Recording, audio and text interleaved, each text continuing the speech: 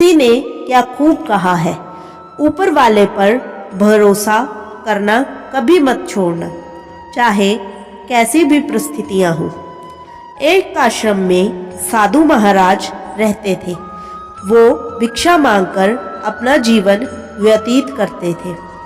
यह सोचकर आश्रम से शहर की ओर निकलती है कि वहाँ कुछ न कुछ तो मिल ही जाएगा और शहर की भी सैर कर आऊँगा। वह साधु महाराज भगवान का नाम लेते हुए शहर की ओर निकल जाते हैं। कुछ देर बाद मौसम खराब हो गया और हल्की हल्की बारिश होने लगी। वे साधु महाराज बारिश का आनंद लेते हुए चले जा रहे थे कि अचानक बीच में उन्हें जलेबी का छोटा सा स्टॉल दिखाई दिया। साधु महाराज को काफ़ी भूख लग रही थी। वे सोच रहे थे क्यों ना इस हलवाई से कुछ खाने की चीज़ मांग ली जाए, लेकिन उनकी हिम्मत ही नहीं हुई वहां जाने की। तभी हलवाई की नज़र उस साधु महाराज पर पड़ती है जो बारिश में भीग रहे थे। वे मन ही मन सोचने लगते हैं, लगता है साधु महाराज काफ़ी भूखे हैं। तभी हलवाई साधु महाराज को अपने पास बुला लेते हैं और साधु महाराज को भरपेट भोजन देते हैं।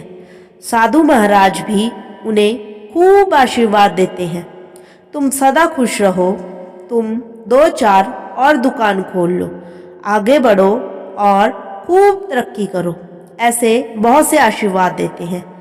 साधु महाराज वहाँ से आगे चले जाते हैं अपनी ही धुन में भगवान का नाम लेते हुए।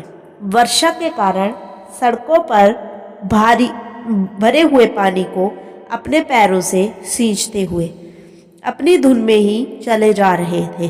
तभी वहाँ से एक नवविवाहित जोड़ा आ रहा था।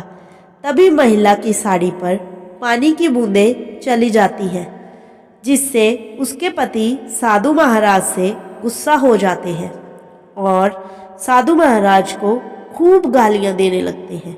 साधु महाराज को एक जोर से थप्पड़ भी लगा देते हैं।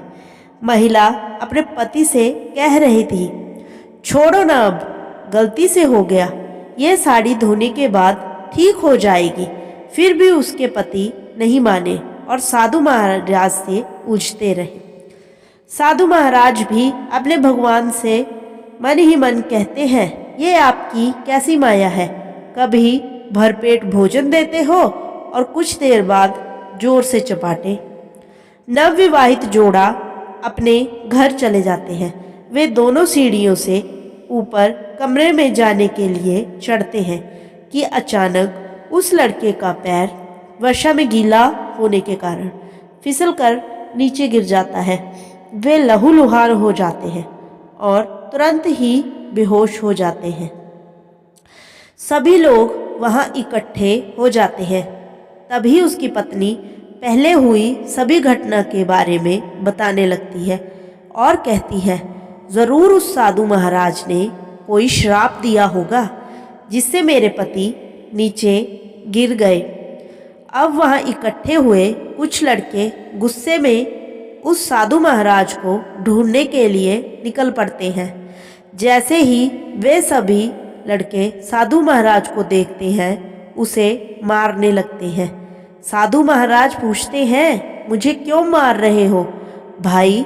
फिर उन लड़कों ने सारी बात बताई और कहते हैं, जरूर तुमने मेरे मित्र को श्राप दिया होगा जिससे वे सीढ़ियों से ऊपर चढ़ते वक्त नीचे गिर गया। तब साधु महाराज उन लड़कों से कहते हैं, देखो, इसमें मेरी कोई गलती नहीं है। मुझसे गलती से उसकी पत्नी की साड़ी पर पानी के छींटे चले गए थे, जिससे उसके पति ने मुझे खूब डांटा, एक चपट भी लगाई।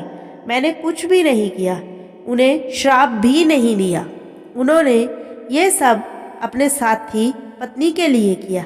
वैसे ही मेरे साथ गलत होते देख मेरे साथी, मेरे भगवान चुप कैसे बैठ सकते थे?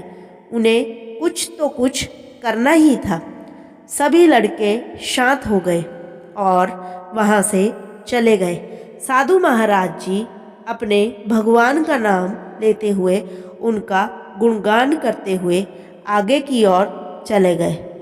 दोस्तों, हमें इस कहानी से ये शिक्षा मिलती है कि हमें ऊपर वाले पर भरोसा कभी नहीं छोड़ना चाहिए।